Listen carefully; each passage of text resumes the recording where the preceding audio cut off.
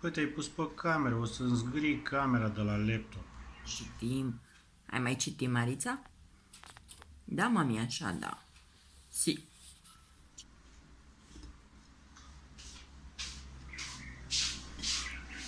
Ne așezăm în pat seara. Înseamnă mie să iubit de mămica, că te-a pus de mă. Și pentru familia noastră. Îmi doresc ca familia mea să fie sănătoasă și în special copilașul Mai ales din Limuna. să mai doarmă cu noi în pat. Da, Îmi doresc să aibă un Da. somn liniștit, curat și Hai bine, mămica? Bravo, bravo, bravo, iubita mea. Bravo, puii mea. Seamă mie, seamă. Te răcorești? E cald, mămi, e cald aici, e cald da fetiță. Da. Cred că vrea să se stropească. Mai vrei? Mai vrei, mama?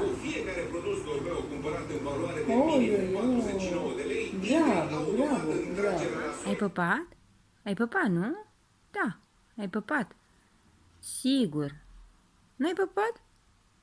Nu ai păpat tu astăzi? Aoleu. Ba da, ai păpat și când am venit eu acasă. Ba da. N-ai stat la masă cu mine? O, ba, ce obraznică ești. Cum, fata, ai stat la masă cu mine, n-ai păpat? Ai, serios.